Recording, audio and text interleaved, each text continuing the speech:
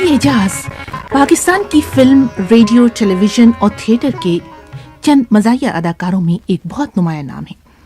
America की एक मशहूर कॉमेडियन और हिदायतकार वुडी एलन के मुताबिक मरना आसान है मगर दूसरों को हंसाना बहुत मुश्किल है। मज़ाहिया अदाकारी में फ़िक्रे की मौज़ूनियत, बर वक्त अदायगी, फितरी ज़राफ़त, चुस्ती और चेहरे के तासुरात में हम आहंगी ना हो तो तमाम रियाजत रायगां जाती है। इसीलिए कहा जाता है कि कॉमेडियंस यानी मज़ाहिया फ़नकार बनते नहीं, पैदा होते हैं। बिल्कुल इसी तरह अली एजाज भी इस फन को लेकर पैदा हुए थे। फिर बचपन में फिल्म के एक बहुत ही मारूफ मज़ाहिया फनकार मुनीर ज़रीफ से बहुत मुतासिर रहे और उन्हीं के छोटे भाई और अपने वक्त के मुमताज़ मज़ाहिया अदाकार मुनव्वर ज़रीफ की सोबत में उनकी सलाहियतें दिन ब दिन निखरती रहीं। मगर अपने शौक़ की तकमील के लिए उन्होंने बहुत जुस्तजू की। 10वीं मरतबा रेडियो पाकिस्तान लाहौर के दरवाजे पर दस्तक दी, मगर हर मरतबा नाकामी से उनके हौसले टूट कर बिखरे नहीं, पहले से ज्यादा मजबूत हुए। यहाँ तक कि रास्ते की धूल थक कर बैठ गई और मंजिल के निशान नुमाया होने लगे। पहली मरतबा 1959 में रेडियो पाकिस्तान लाहौर के एक मारूफ प्रोग्राम निदाए हक में मुतारिफ हुए। पाकिस्तान टेलीविजन के इब्तदाई बरसों की एक कॉमेडी सीरीज लाखों में 3 में मकबूल हुए और इसी सीरीज के दौरान फिल्म नगर तक जा पहुंचे। लगभग 100 फिल्में की, मगर मुल्कगीर सतह पर ज्यादा शोहरत टेलीविजन के कई मशहूर सिलसिलों मसलन गुमशुदा और ख्वाजा एंड सन्स वगैरह के हवाले से पाई। अब तक लातादाद ड्रामों में अपने फन से मुतासिर कर चुके हैं।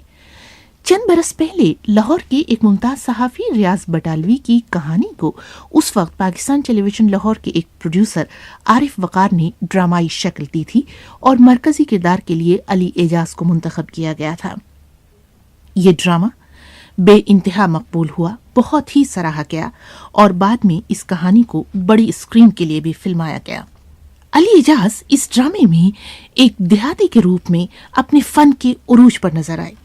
लिहाजा लाहौर में उनकी रिहाइशगाह पर मेरी उनसे मुलाकात हुई तो बात दुबई चलो में उनके किरदार से ही शुरू हुई।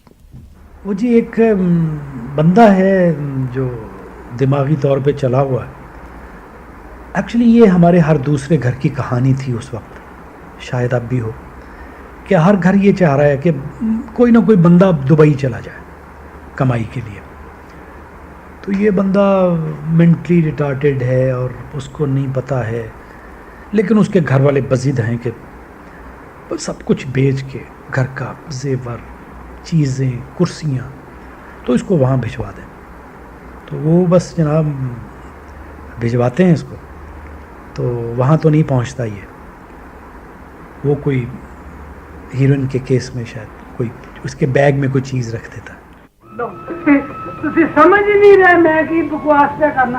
और जी मैंने शेख साहब को मिलना है। नहीं, मैं ही शेख साहब हूँ। अच्छा अच्छा, तुसी हो शेख साहब। और जी तुसी पहले कुछ और क्या सी ना ते मेरे दिमाग ही नहीं आया। और जी चाचे का खत आ गया दुबई तो ते जी उन्हें ताड़ा पता लिखा है। तुसी चाचे का भी ते वीजा लवा के दिता सी ना, मेरा वीजा आ गया।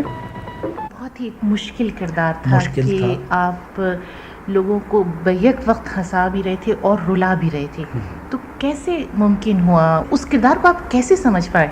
देखिए जी, दोनों बंदों ने, रियाज बटालवी और आरिफ वकार, इस तरह से मुझे वो रोल समझाया कि मेरी समझ में आ गया।